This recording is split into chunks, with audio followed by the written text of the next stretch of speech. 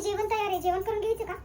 काय बनवलं जेवायला? पनीरची भाजी केली आहे, एक सुकी भाजी केली आहे, डाळ भात केलाय आणि खीरही केली आहे गोडला. अजून काय करायचंय का?